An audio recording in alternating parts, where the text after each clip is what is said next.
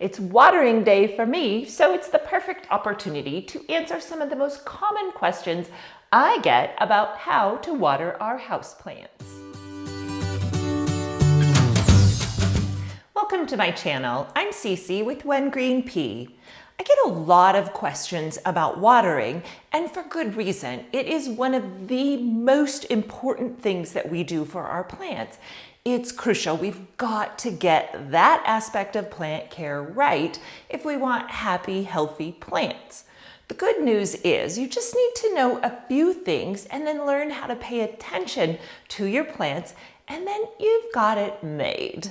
Let's get to those questions. The number one most common question I get about watering houseplants is this: how often am I supposed to water? My answer is it depends. It depends on these three factors. Number one, it depends on the type of the plant. A succulent doesn't need watered as often. A plant with wispy leaves is going to need watered more often. The second factor is the size of the pot.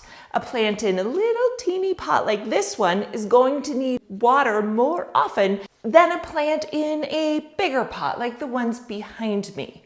And number three is how much light is the plant getting. If the plant is right in a windowsill and getting a lot of bright light, it's going to need watered more often. If the plant is further away from a window or light source, it will need less water. All that being said, I think it's a good idea to check in on your plants at least once a week. Some of your plants are going to need watered more often. This little guy, for instance, I'm checking every couple of days, but the rest of the plants, for the most part, I check once a week to see if they're needing water. I don't necessarily water every week, but at least I know I'm checking in, and that just helps me to pay better attention to my plants and meet their watering needs. Question number two: how do I know when my plant needs watered? Here are three methods. Number one, do a visual inspection of the soil. Does the soil appear dry? Dry soil is lighter in color. Is the soil pulling away from the sides of the pot? Number two, do a physical inspection of the soil. So using either your finger or a chopstick or a moisture meter, press it down beyond the surface of the soil. Does it feel dry? With a chopstick, if you press it into the soil and pull it out and no soil is attached, it's dry.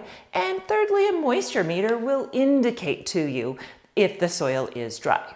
Number three, do a visual inspection of the plant. Many plants will give us indications that they are dry by looking wrinkled or shriveled or limp. Those are all good ways of deciding if your plant needs water. Question number three, how much water does my plant need? 3 words: let it flow.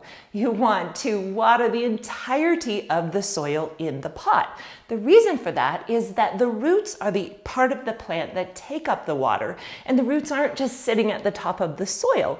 The roots are all the way through the pot. So you want to water it fully enough that you're getting all of the soil saturated. One good indication that you've done that is that water begins to come out the drainage holes. Now, it's really important that you don't allow water to stay in the tray. You're going to be attracting fungus gnats, and it's just not good for the health of the plant. So you want to empty that after you water. 2 things to remember when you're thinking about how you're watering your plant is, number one, don't dribble little bits of water here and there. You want to fully saturate the plant every time, and don't water with ice cubes. Ice cubes are for cocktails, not for plants. Question number 4, what type of water is best?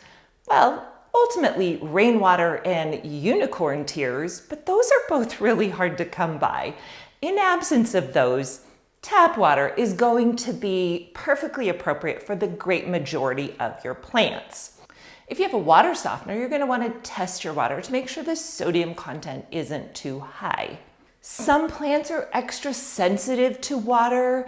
Your carnivorous plants like nepenthes, pitcher plants, tend to want really pure water. Some say calathea and marantha are sensitive. I haven't really found that. Most of the time, if you're paying attention, your plants are going to tell you if they don't like the type of water that you're using. They won't grow, they will just look sickly. Question number 5. What is bottom watering or butt chugging? Bottom watering is when you take your plant, preferably in a grow pot, and you place it in a bowl or a basin of water. You allow the plant to draw water up from the bottom, from the roots, to saturate the soil to the extent that it needs to. Generally, I leave my plants in the water anywhere from 20 minutes to an hour to take up as much water as they want. The pros for bottom watering are that it's super easy. It's just a no-brainer and it's hands-off. The cons are that it takes up a lot of sink space if you have a large number of plants, and you're never fully flushing the salts and things that accumulate in the soil out of the plant. So a combination of bottom watering and top watering is usually ideal for most plants. Thank you for watching my video on the top 5 questions about watering our houseplants. If you have more questions, leave them in the comments below. If you enjoyed this content, you learned something new, then please give this video a thumbs up and subscribe to my channel so you don't miss any of my planty content. Until next time, my plant friends, let's keep growing together a greener world. And cheers!